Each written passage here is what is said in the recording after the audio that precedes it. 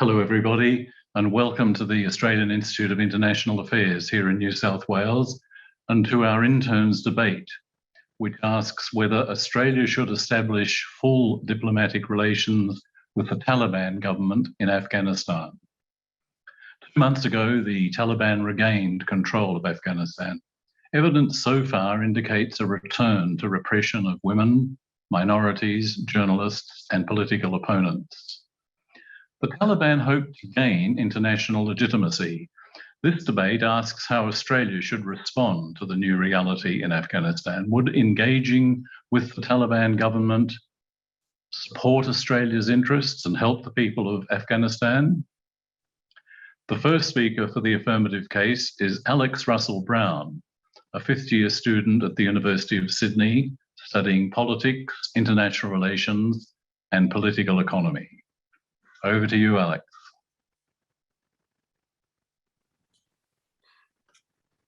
As Afghanistan emerges from the chaos of war under Taliban leadership, a humanitarian crisis is looming, as is the potential for the growth of terrorist activities that threaten the safety of our global community. Good evening, adjudicator, members of the opposing team, and to all those joining us on Zoom tonight. We're here to discuss the topic of whether Australia should establish full diplomatic relations with the Taliban. In August of this year, the Taliban was successful in their campaign to overthrow the existing Afghan government and regain control of the country after almost 20 years. Since regaining power, the legitimacy of the Taliban as a government has been called into question by the international community, who have withheld full diplomatic engagement. We, the affirmative team, define full diplomatic relations as maintaining contact and communication between sovereign countries by establishing embassies that allow diplomats to engage with each other formally. The affirmative team strongly believe that Australia should establish full diplomatic relations with the Taliban as a platform for influence to push for greater humanitarian outcomes for Afghan citizens and to mitigate the risk of terrorism. We argue, therefore, that the cost of disengagement with the Taliban could be catastrophic. Tonight, as first speaker, I will argue that Australia must engage in diplomatic relations to, one, put pressure on the Taliban to uphold international humanitarian standards, and two, retain information and open communication channels to ensure Australia can be a good international player and continue to support the people of Afghanistan. Our second speaker, Cameron, will then argue that in order to achieve regional stability and foster Australia's wider geopolitical interests in the region, establishing full diplomatic relations with the Taliban is required. He will then make the argument that establishing full diplomatic relations will assist Australia and the Taliban's shared desire to oppress extremist groups, including ISIS-K, in the interest of preventing terrorist activity. Our third speaker, Nikki, will then provide rebuttal and sum up the affirmative team's case.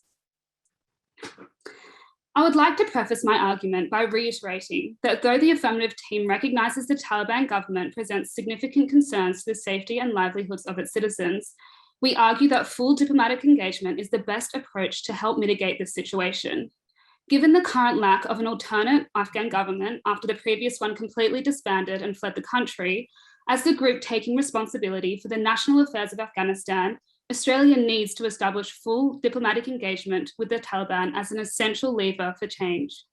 Though this isn't an ideal situation, offering the Taliban diplomatic relations gives Australia the ability to negotiate with them to come to better arrangements for Afghan people.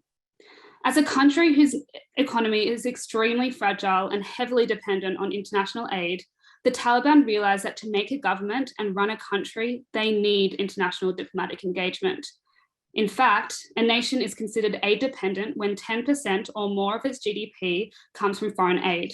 In Afghanistan's case, about 40% of its GDP is international aid, according to the World Bank.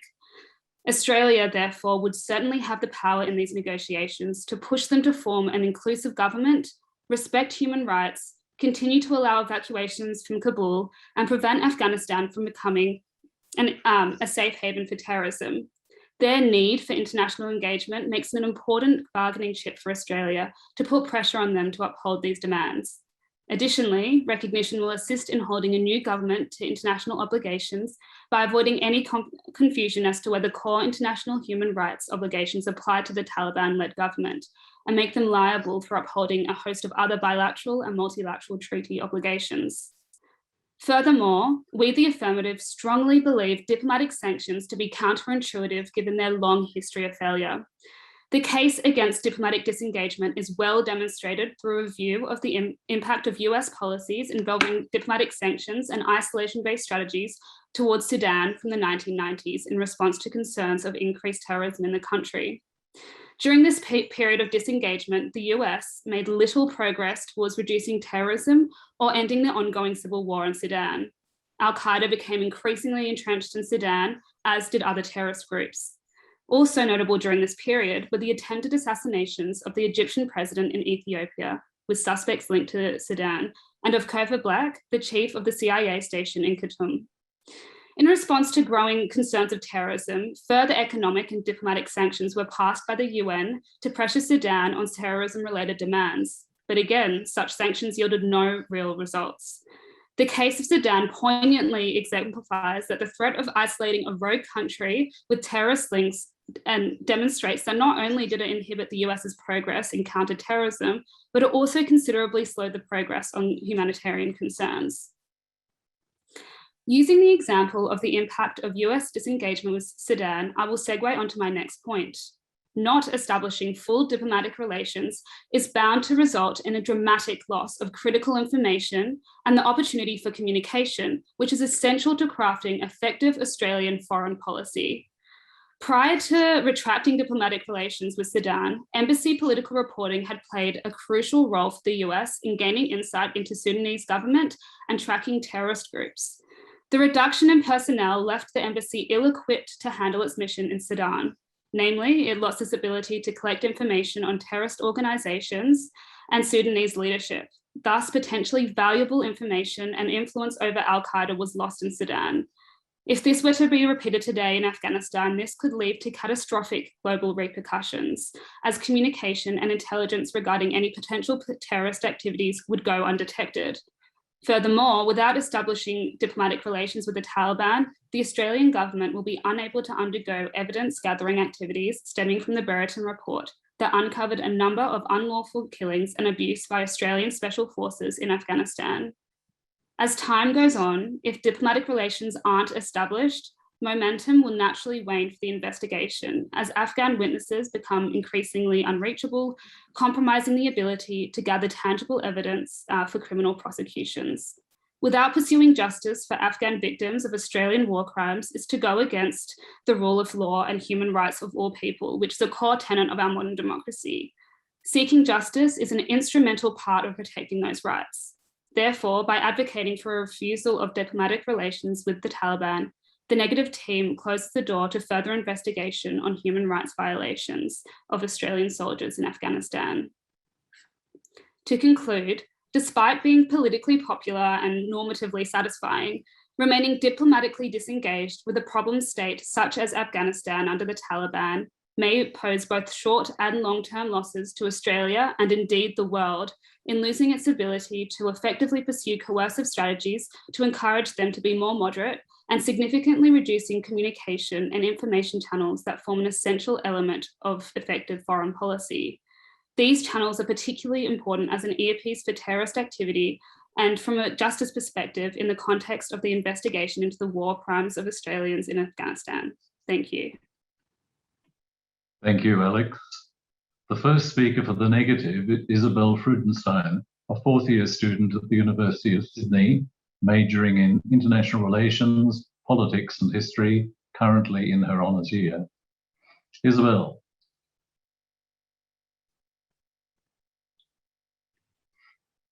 Good evening, everyone. The negative team strongly believe that the Australian government should not establish full diplomatic ties with the Taliban. Before moving to the substantive for our case, I'd like to address some of the argument laid out by the opposition. The affirmative team's case is predicated on this notion that there would be a catastrophic cost if Australia does not enter in diplomatic relations.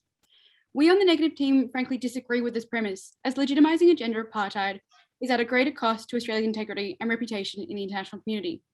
This idea of catastrophe is something that is already happening in Afghanistan, and throughout the years of international involvement in the nation has not been solved by diplomatic ties. Therefore, it is time to leave this optimism behind and focus on the issue at hand, solving the humanitarian crisis. Their argument also contends that due to the reliance on foreign aid in Afghanistan, the Taliban would be more likely to listen to international engagement. However, this bargaining chip, as the affirmative team have characterised it, is unlikely to actually be useful, as currently the US is the biggest donor in Afghanistan. And as we know, despite this, huge investment in Afghanistan, there has not been the ability to produce better results in solving the humanitarian crisis and actually developing a relationship with Taliban leadership. They also mentioned as their second point, the lack of communication being a huge issue that we would miss out on if we didn't engage in diplomatic ties. But as our second speaker, Luke, will demonstrate, the Taliban itself are a disorganized and inefficient group. There is not enough clarity in their governance strategy to effectively be able to achieve these communication ties and therefore gather any tangible and useful information. Their last point that they raised is that information gathering would actually be useful in prosecuting Taliban leaders for crimes. However, what they have failed to acknowledge is that establishing full diplomatic relations with leaders of the Taliban would actually inherently give them safety from those crimes. If they were to enter into different countries and start in diplomatic negotiations, they would receive a sort of level of security that is afforded to diplomats. So now onto the substantive for our case. Tonight, the negative team's case is made up of two main components. The first, and the element I will be addressing tonight, are the moral implications of entering in diplomatic relations with the Taliban, which we see as counter to Australian values and an ineffective way of dealing with the humanitarian issues of the Taliban. I will then break this into 2 points: the humanitarian track record of the Taliban and Australia's own moral standpoint. The second point tonight, which our second speaker, Luke, will discuss, are the broader geopolitical considerations that diplomatic relations with the Taliban would create. So now to move to my case. Fundamentally, we as Australians should not enter into diplomatic relations with the Taliban. This will not change their track record of human rights abuses and what is being referred to as a gendered apartheid. Instead, diplomatic relations can be read under international law as an implicit legitimization of the regime itself as a government, and would actually demonstrate a willingness for the Australian government to essentially negotiate with terrorists. So there's been a lot of discussion tonight about opening diplomatic ties, which highlights that they might be a way to improve human rights issues in Afghanistan. And while this is a noble pursuit and should remain the goal of the Australian government, the negative team and I disagree with the optimism of this involvement and improvement coming from diplomacy.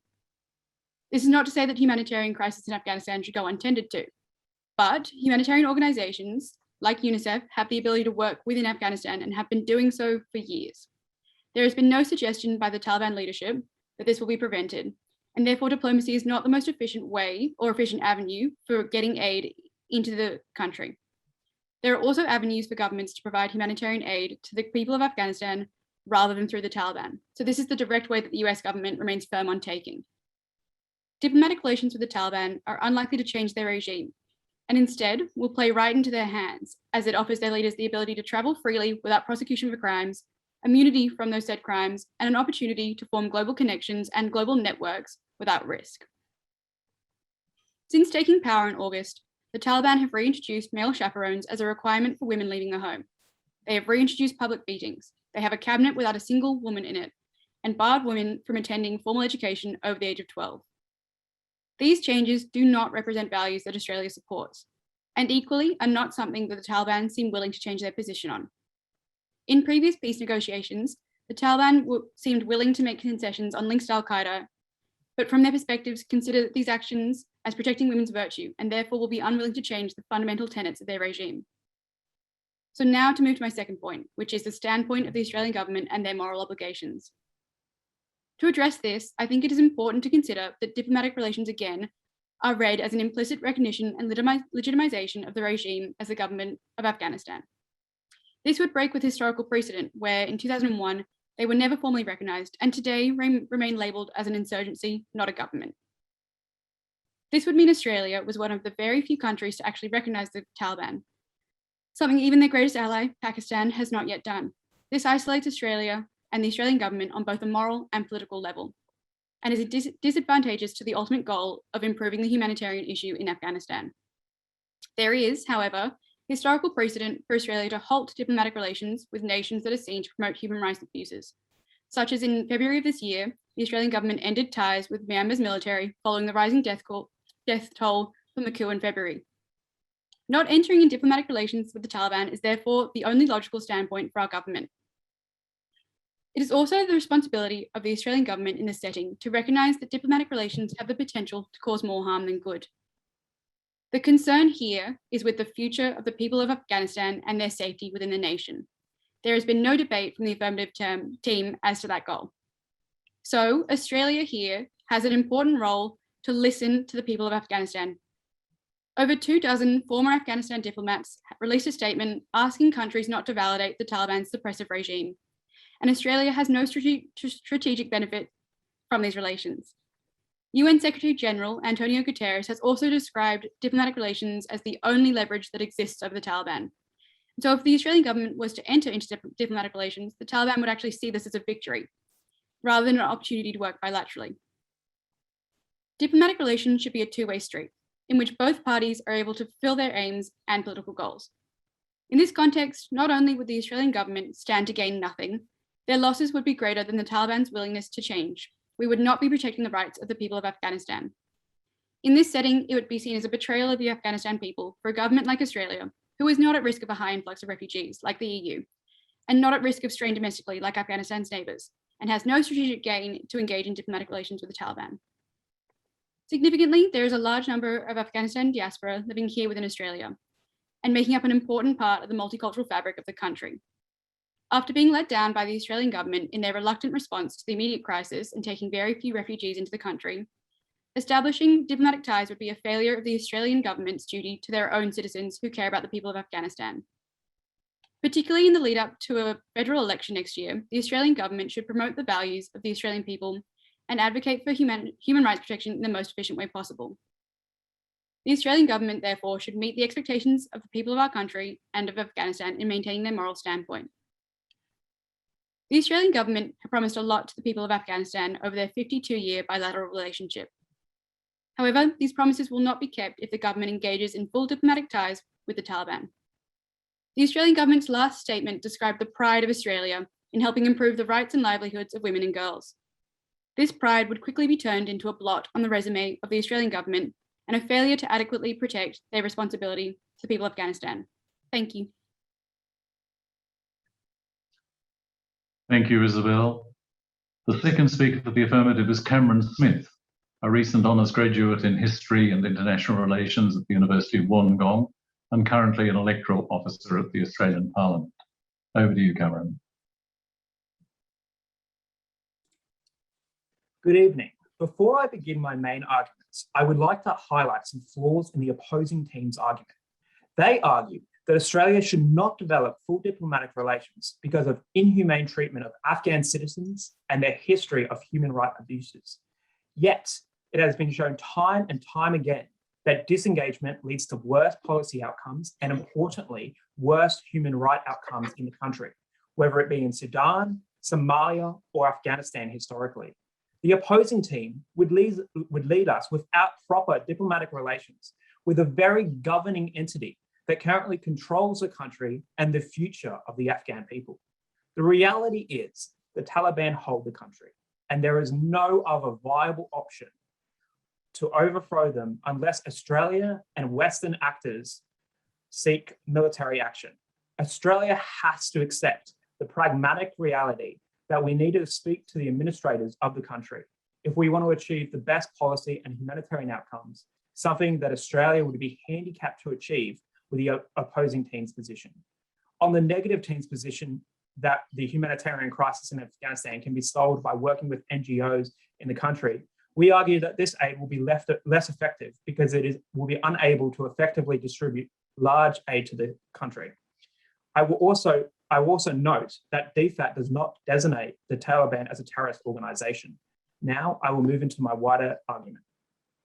In clear contrast to the opposite team, the affirmative team strongly believes that developing full diplomatic relations with the Taliban is not only in Australian strategic interest, but in the interest of the well-being and rights of the people of Afghanistan itself.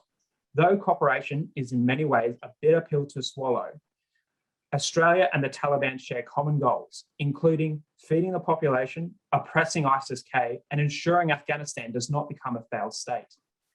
Through this, there is a need to develop full diplomatic relations for the benefit of regional stability and Australia's wider geopolitical interest in the region. We, the affirmative, strongly contend that there is a genuine humanitarian need to establish diplomatic relations with the Taliban and accept the new reality of the situation. The country is currently going through a severe humanitarian crisis, with the United Nations reporting that nearly half the country requires aid. Currently, aid from Australia and other partners around the world has been mostly halted, and there is a genuine moral and strategic need to see this reversed and provide assistance to the Afghan people, especially as they enter the winter months. Australia also has a key strategic imperative in providing humanitarian aid and developing full diplomatic relations for the goal of regional stability. If Afghanistan continues to become destabilized, a chaotic Afghanistan will only become a safe haven for international terrorists, the very reason Australia came to Afghanistan in the first place. Disengagement will only lead to worse outcomes for the Afghan people, as it will mean that we will have no localized government entity to help coordinate and distribute aid to a country that is only becoming more poverty-stricken and is crying out for help.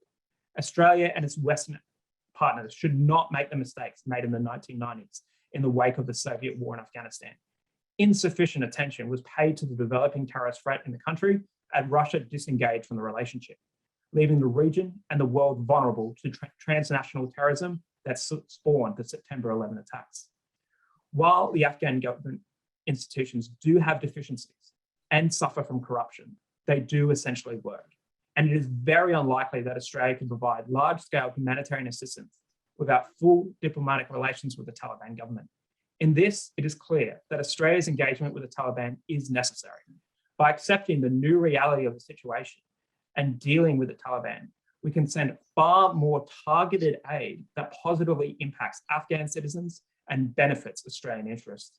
In doing so, not only does Australia effectively provide humanitarian assistance and influence in this critical junction in the direction of human rights in the country, but also works to ensure regional prosperity and stability. Secondly, developing full diplomatic recognition of the Taliban is also important in a more traditional security context. In the Western withdrawal from Afghanistan, it was clear that there were a variety of extremist groups in the country who are still committed to global jihad. The oppression of these extremist groups is in the interest of both the Taliban and Australia, and developing full diplomatic relations with the Taliban would not only give them more legitimacy internally, but could also be useful to encourage them to commit to preventing further attacks in the West. While we do acknowledge that the Taliban for much of the past 2 decades has fought against Australia, a pragmatic view of the situation is the Taliban is a lesser of two evils option compared to other extremist groups in the country, such as ISIS-K, and could provide a level of stability and a blanket from chaos in the country. This seems to be the direction that it's taking as the Taliban transforms from an insurgency to governing, and could provide much relief to a country after 2 decades of war. More to the point, the Taliban are the only real chance of quelling the threat from ISIS-K, as according to one Western security official, while the Taliban would not be the first choice for Western governments, they are the only team in the field. The Islamic State is a sworn enemy of the Taliban and have carried out multiple attacks in the country. And just last week, an ISIS suicide bomber killed nearly 50 people in northern Afghanistan. This is clearly one area where the interests of both countries are aligned. ISIS militants represent a major security challenge for the Taliban, something they share in common with Western and Australian intelligence agencies. Crucially, it is also in Australia's interest that Afghanistan does not become a failed state like Somalia, as this would only act as a catalyst for further regional instability. This is clearly the case in Somalia, where the failed state reality has meant that large areas of the country have become breeding grounds for terrorism, piracy, and anarchy, which have also led to a significant hunger crisis and numerous human rights violations. Any attacks originating from the country are also not in Afghanistan's interest, as it rapidly seeks global legitimacy and aid. Australia should follow a model in which we have full diplomatic relations, but which will only continue while the Taliban are committed to oppressing groups in the country that seek to perform terrorist attacks against Australia and its international partners. There is also a wider geopolitical incentive for Australia and the interests of its allies to engage productively with the Taliban. By not engaging with the Taliban diplomatically, Australia and Western powers will be effectively handing over Afghanistan to Russia, China, and Pakistan, who have displayed eagerness to woo the Taliban for security and economic reasons. Notably, as most countries were evacuating all of their diplomatic staff, these countries did not. Australia's engagement with the Taliban government will reduce this dangerous binary of support and allyship that we are seeing internationally. Moreover, if we recognise the Taliban's takeover as a transnational conflict and a creeping invasion from Pakistan, it would delegitimise Pakistan's push into the region. Australia, therefore, also has a wider geopolitical interest in maintaining full diplomatic relations with Afghanistan, and by doing so, having a seat at the table. Developing full diplomatic relations with the Taliban will therefore aid in regional stability in the country, causing relief to a country torn apart by war and being in line with Australia's broader strategic interests in the region.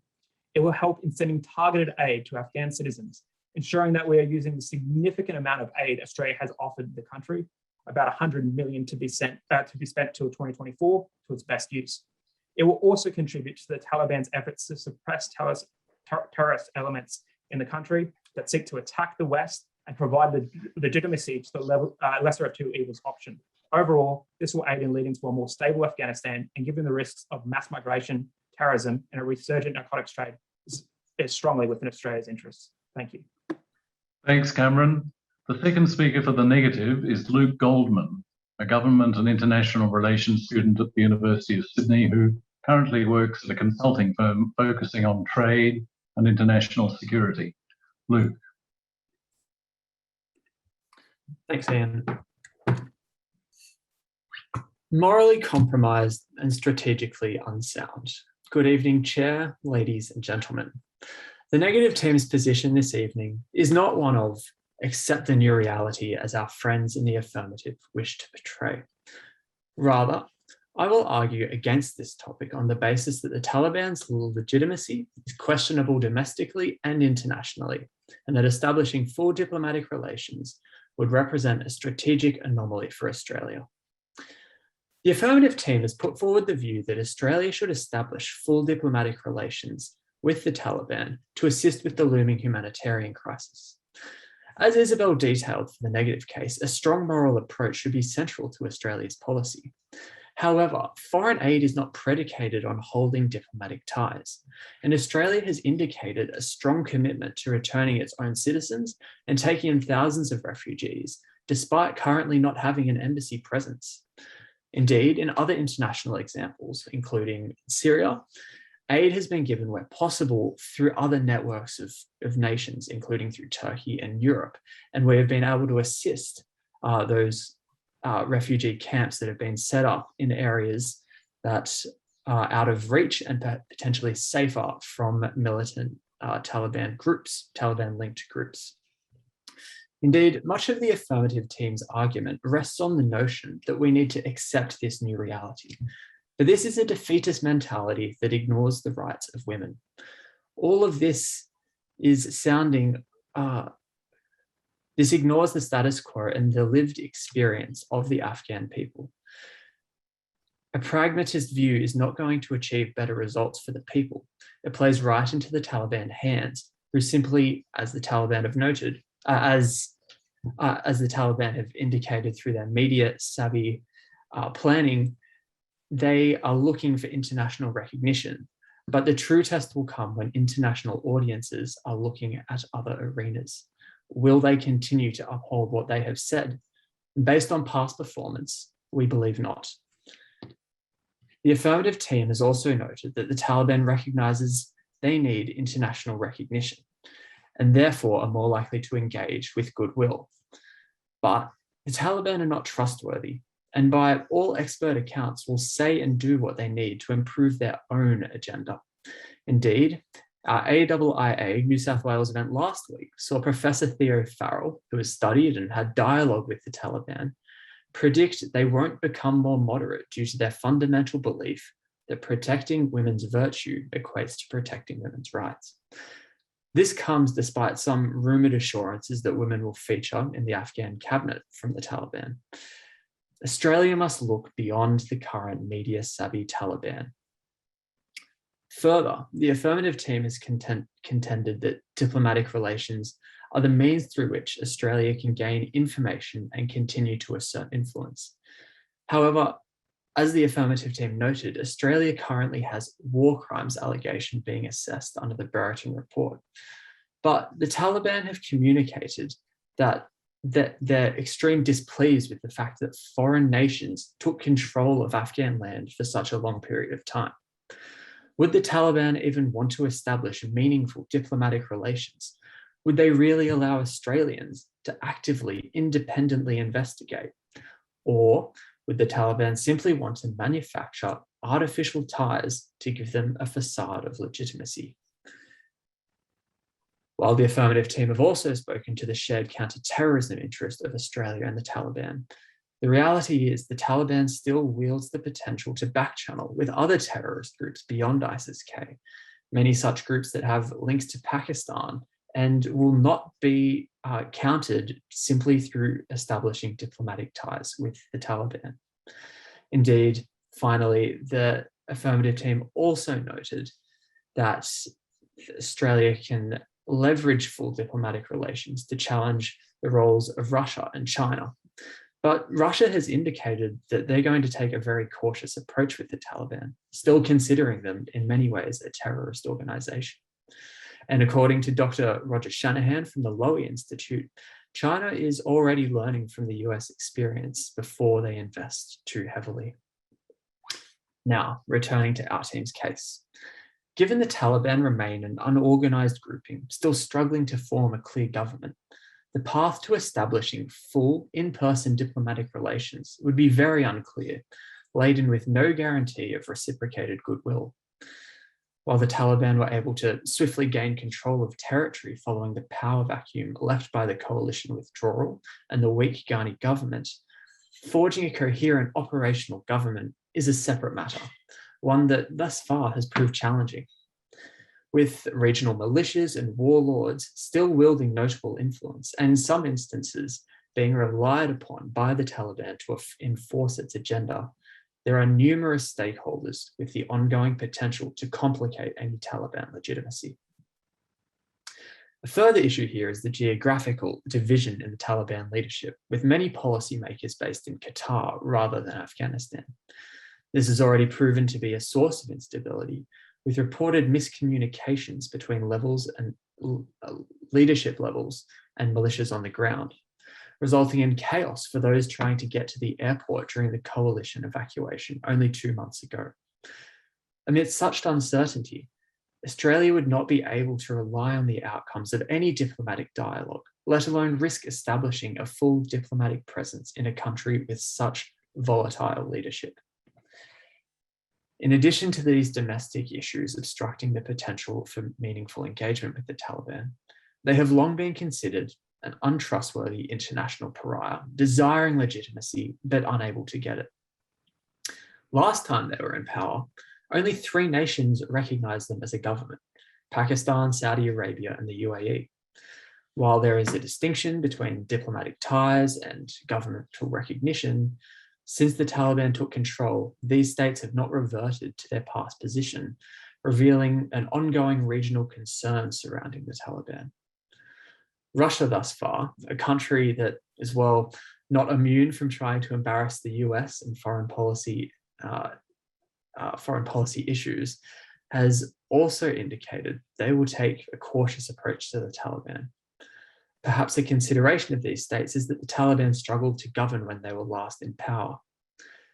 Even in the long term, there is no guaranteed permanency to the Taliban leadership, meaning diplomatic relations with Australia could in the future be used as an artificial international legitimacy to prop up a collapsing government. This brings me to Australia's foreign policy considerations. With any major diplomatic realignment, it is important for Australia to act consistently with its allies, rather than unilaterally. Since 9/11, the Taliban have been widely criticised as a terrorist organisation, including by Australia's key strategic ally, the United States, who still characterise them as a hostile insurgency. In September this year, the White House press secretary said of the Taliban, "No one in this administration, not the president, nor the entire national security team, would suggest the Taliban are respected and valued members of the global community." This is not the language of an administration considering establishing full diplomatic relations. Even in the long term, a change in presidency would not guarantee this, as Republicans as a Republican leadership led the establishment of the war, and Trump's negotiation with the Taliban in 2019 and 2020 falls long short of establishing full diplomatic relations. Diplomatic ties ought to benefit both countries involved, but even if Australia compromised on the Taliban's human rights abuses, their deep duplicity has led to distrust from many states, presenting them as unreliable to the extent that it would go against Australia's key strategic interest to establish full diplomatic relations. Thank you, Luke. Last sentence. Such a move would risk isolating Australia from its allies and potentially portray a pattern of foreign policy backflips. This would only serve to give legitimacy to an organisation struggling to govern itself. Apologies for going a bit over time. All good. Thank you, Luke. The third and final speaker for the affirmative is Nikki Berry, a fourth-year student at the University of Sydney, studying politics, international relations, and music. Over to you, Nikki.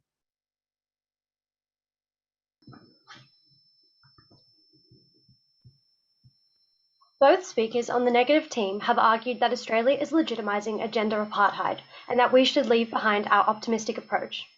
However, the negative team's concerns for women's rights are noted. However, their argument is misleading. What exactly are they suggesting as the desired course of action?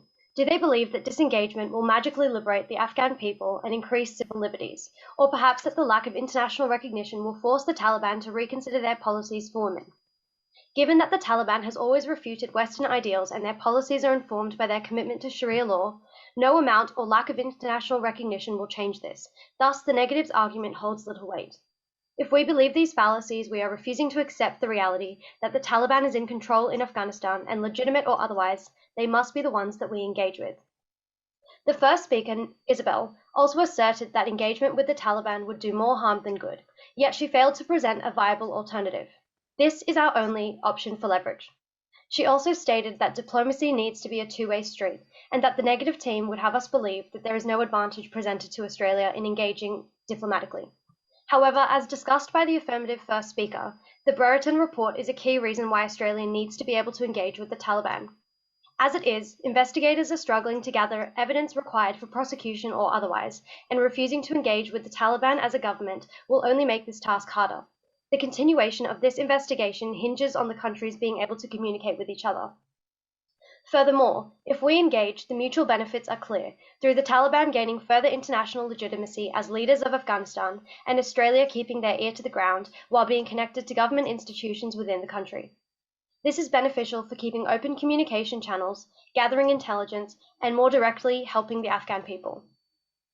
Isabel suggested that we in the affirmative are defending a terrorist organization. However, I would like to make the point that DFAT has not considered the Taliban a terrorist organization for a while. We, the affirmative, believe that establishing diplomatic relations, as we have argued for, is the only way that Australia can remain informed of what is happening in the everyday reality of the Taliban's governance and learn from our mistakes.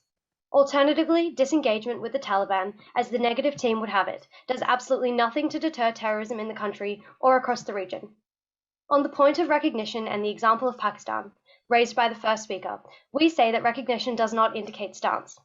Pakistan does not need to formally recognize the Taliban for the international community to catch on to the link between the two states. The reality is that the level of Taliban support from Pakistan is huge. If we can't draw a direct line between support for the Taliban and formal recognition, then it is wrong to assume that one can be drawn the other way. Australia engaging in full diplomatic relations with the Taliban government would not be suggesting to the international community that Australia suddenly supports the Taliban. Rather, it would show a realistic acceptance and pragmatic approach to the situation. On the point of financial aid, the affirmative states that working with the Taliban instead of indirectly through organizations ensures that our same goals are achieved.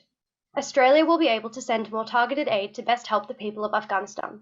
Of the $1.5 billion since 2001 that Australia has provided, $200 million has been part of the development partnership to Afghanistan. This support has been for health and security, economic recovery from COVID-19, and stability for women's participation. Two of these three pillars are contributing directly to Afghanistan's COVID-19 relief, which is a crisis that exists and is wreaking havoc beyond the issue of governance.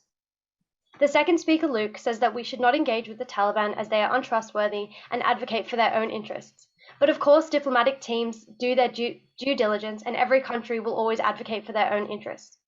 Further, Luke's comments that the affirmative team has adopted a defeatist reality is quite ironic, as we are arguing to put more effort into the situation rather than turning a blind eye as the opposing team is advocating for. We've never argued for accepting the new reality, rather we argue for using the only tool available to Australia to encourage and promote change. Luke's point that the Taliban is inherently dishonest is true.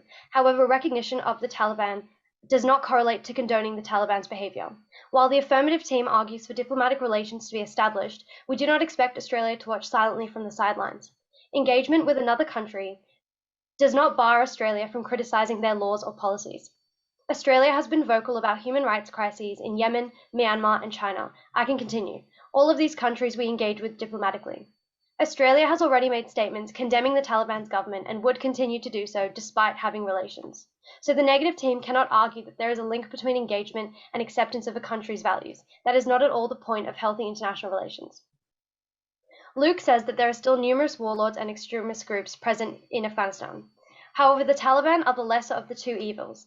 It is in Australia's interest to have a stable Afghanistan and region, and the only group currently that has the capacity to achieve this is the Taliban. What is the other option that the negative team are presenting?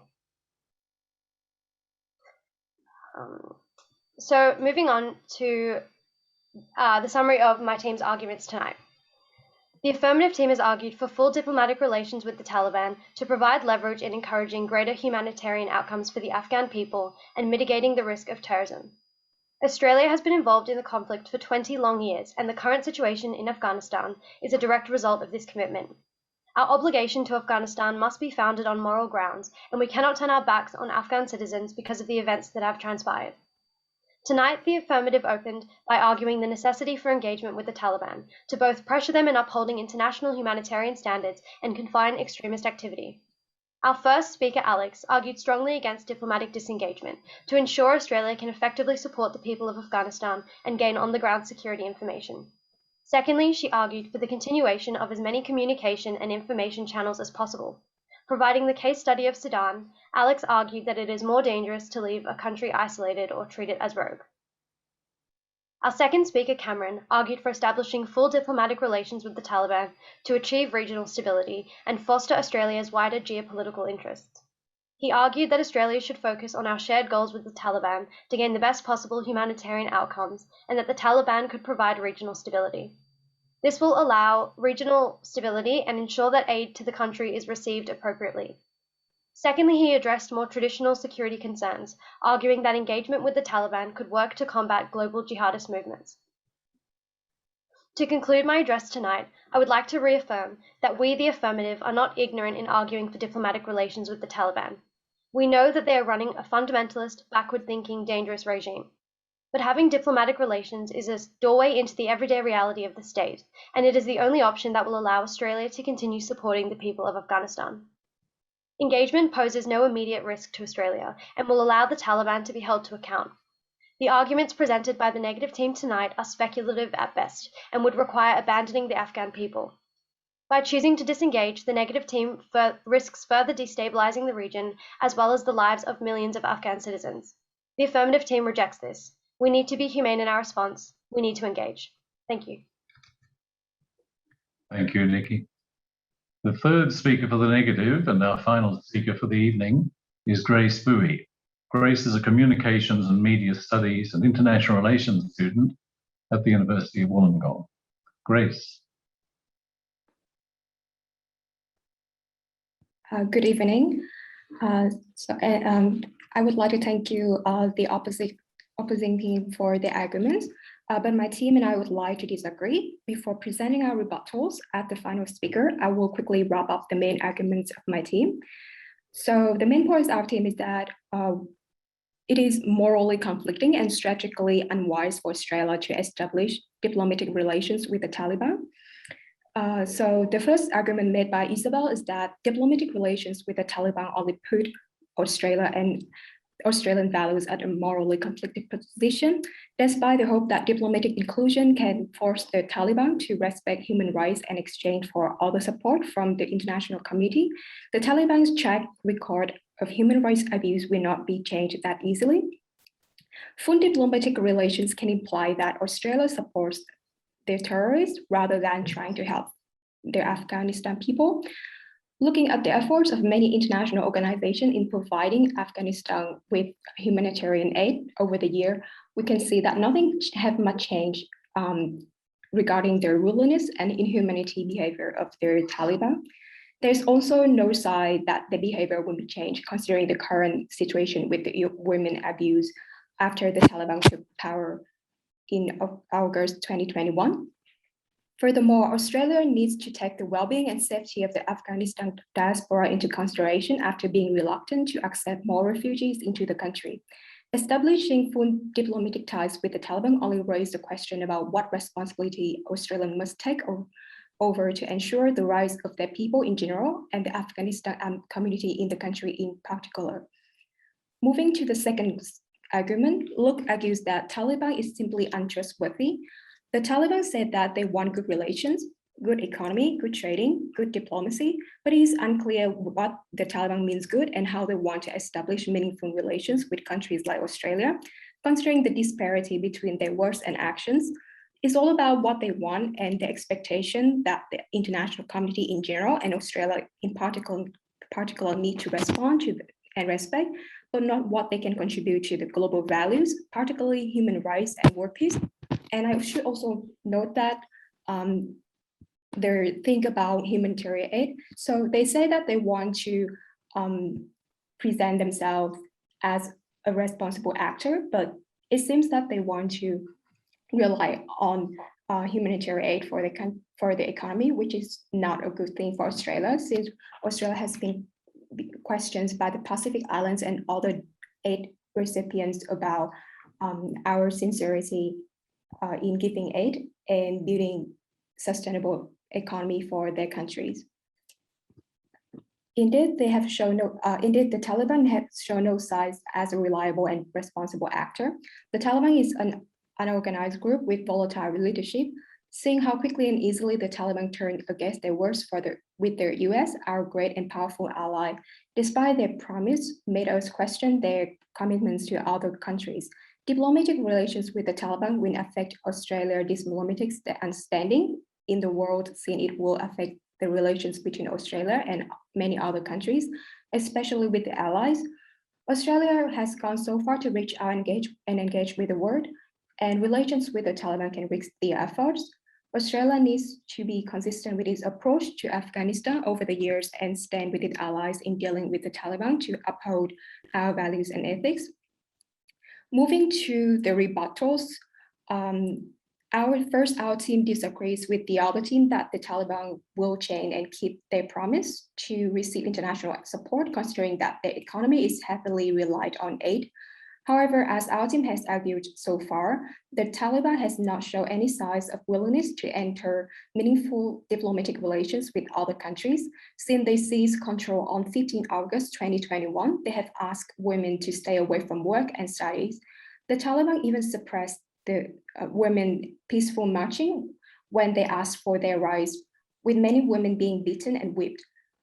Such behavior of the Taliban shows that they are not ready to change and are not seriously committed to the words, as well as not ready to treasure the relations they want to establish with other countries. Australia should not and cannot accept the behavior since they are against Australian values and ethics.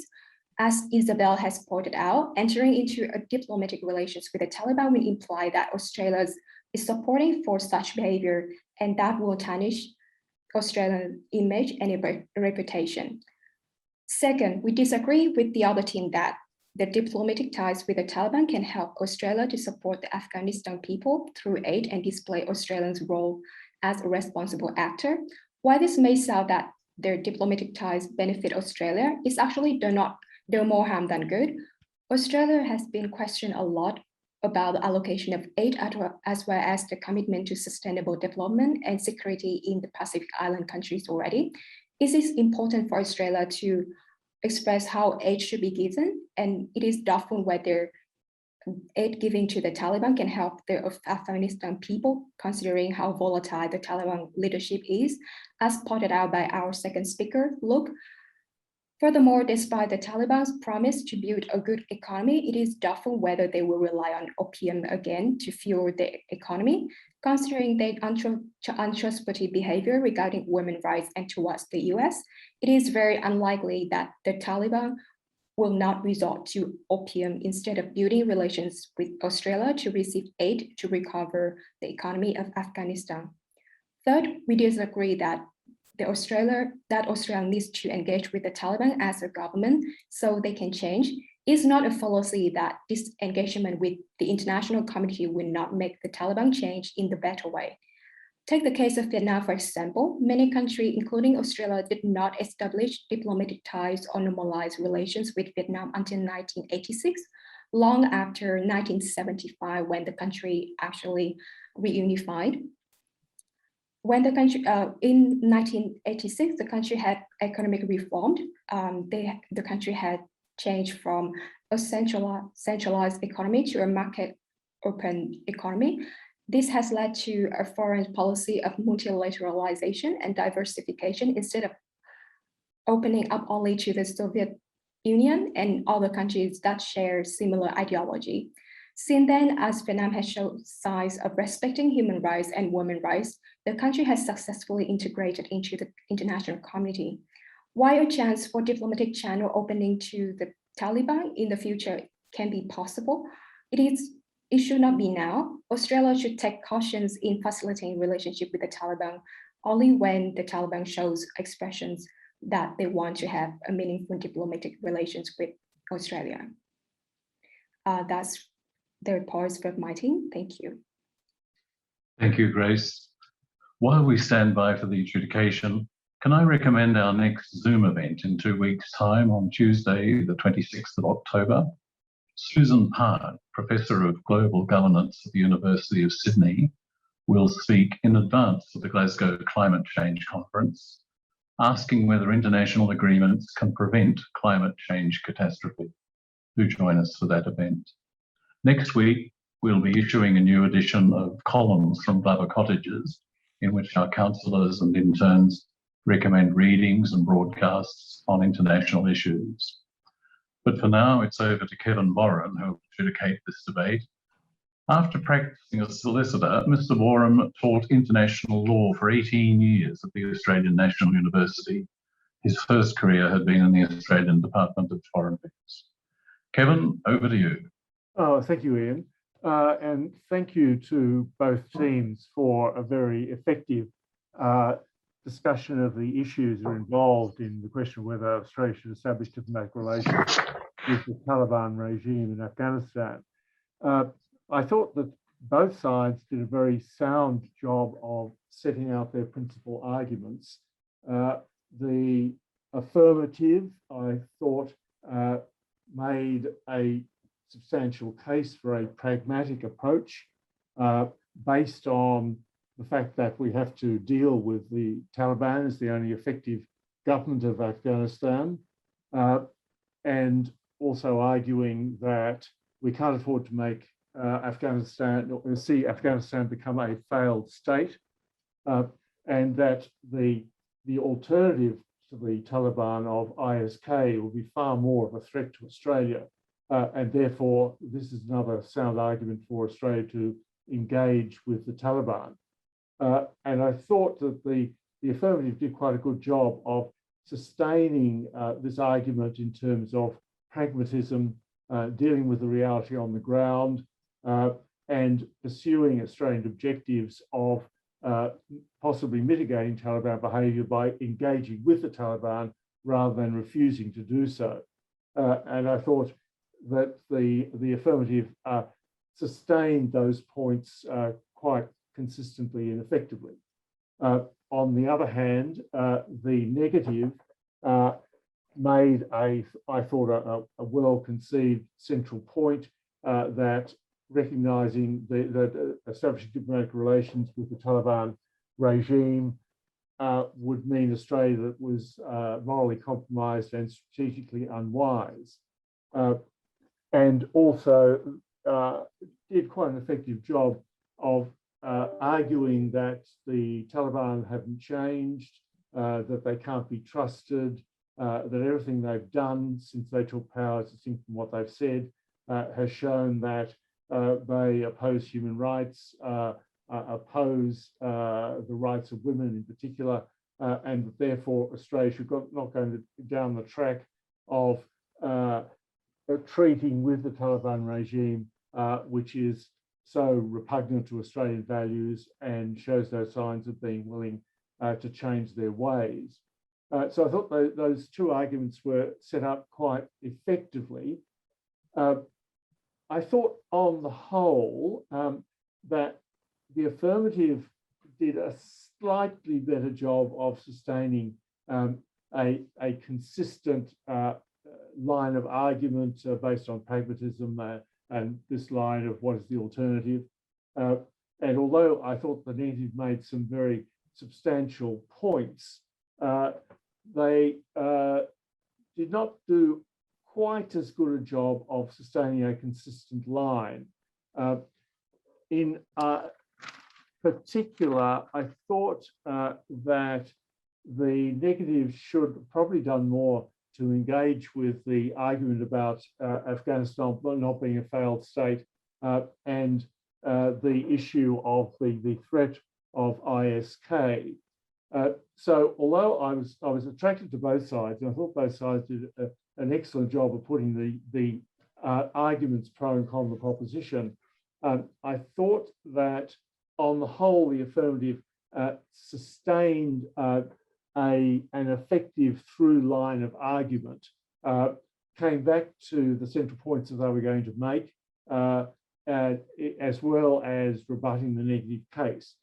So although I thought that the negative did a very, very good job of pointing out the flaws in the affirmative proposition, I would be inclined to give the debate narrowly to the affirmative. Well, thank you, Kevin. And thanks to all of you for participating so effectively tonight. It's been a very interesting debate. I may have misheard something Grace said, but in the case of Vietnam, Australia established full diplomatic relations with the government in Hanoi once the outcome of the war had become clear as the 70s came to their end. It was the United States that went to recognition only in 1986. It's been a very interesting debate on some pretty complicated topics, and I congratulate all of you on your content and on the clarity and interest of the presentations you've made. And to Kevin, thanks for your usual accurate, fair, and very well-informed adjudication. We look forward to doing it all again. But for now, it's good night.